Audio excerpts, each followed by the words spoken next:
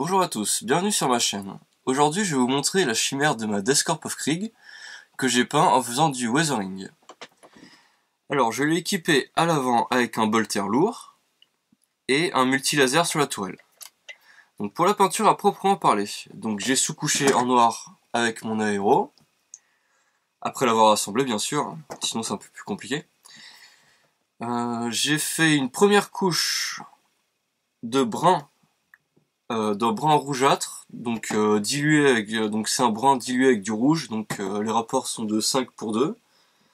Donc j'ai utilisé ce brun là, donc c'est couleur café de Procolor, mélangé avec du Prince Auguste, du rouge italien, style Ferrari, du coup.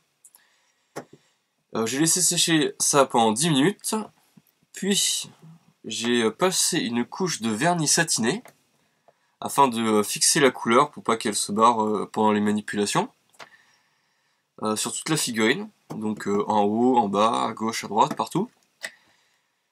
Ensuite, là ça devient intéressant, j'ai pris de la laque à cheveux. Vous allez me dire, mais qu'est-ce qu'il fait avec de la laque? Il est fou. Mais non, pas du tout. Donc j'ai passé des fines couches de laque un petit peu partout. Vous allez savoir pourquoi. Que j'ai laissé... par contre, pour la laque, hein, vous prenez le premier prix, ça suffira. Ne prenez pas la grande marque, ultra fixation, on s'en fiche. J'ai laissé ça sécher pendant 4 heures. Donc pour être tranquille, pour pas avoir de mauvaises surprises après. Puis j'ai passé ma couche de base. Alors, ma couche de base, c'est du gris allemand. Voilà, bah, comme vous pouvez le voir sur la figurine, hein, en elle-même, hein, c'est du gris. Ça se voit peut-être pas trop avec la vidéo, mais bon. Non, si, c'est bon.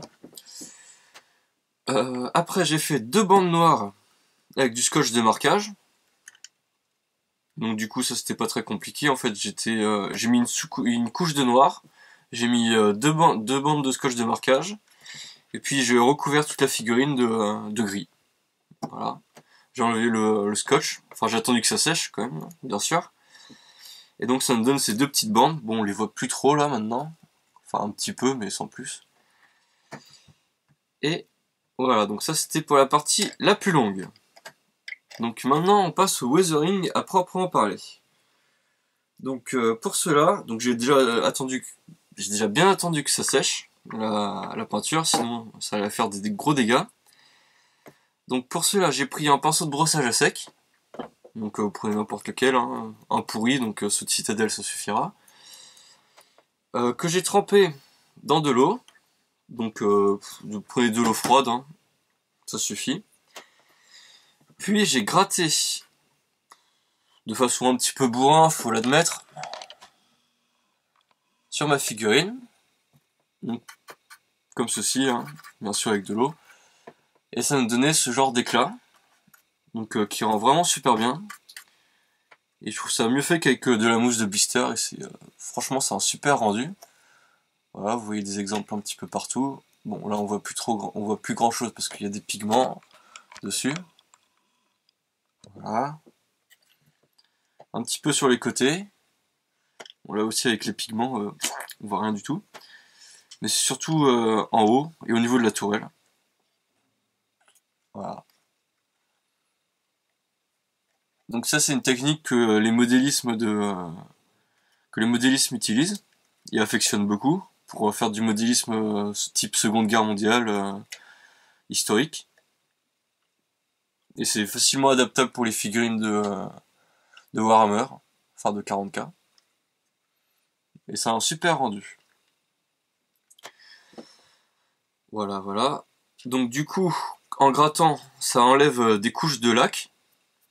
Et on peut voir par transparence la première couche de peinture que j'ai mis juste en dessous.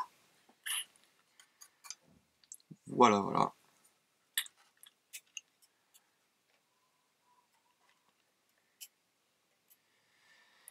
Et donc dans la prochaine vidéo, on verra comment on fixe le pigment sur le petit axis que j'ai fait. Là vous voyez par exemple j'ai mis un peu trop de... Non, j'ai pas mis trop de pigment, j'en ai mis assez, mais c'est juste que après j'ai un peu trop verni. Donc du coup ça a un petit peu décoloré le pigment. Donc du coup dans la prochaine vidéo je vais fixer avec vous le pigment et vous montrer comment il tient, comment on peut le mettre. Du coup, je vais pouvoir en mettre sur les chenilles aussi. Pour les chenilles, c'est très simple, la couleur que j'ai faite. J'ai pris du Typhus Corrosion, que j'ai bien badigeonné sur toutes les chenilles. Et après, j'ai fait un brossage à sec de métal. Donc pour bien différencier les chenilles du reste de la figurine. Donc on peut voir quand même une belle transition. Voilà. Donc j'espère que cette vidéo vous aura plu. Donc vous pouvez vous abonner en cliquant sur le lien en haut à gauche. Ça vous coûte un clic de souris, c'est pas très cher. Et liker mes vidéos au passage. Donc on se retrouve très vite pour la suite de ma petite Descorp. Et voilà, j'espère que cette vidéo vous aura plu.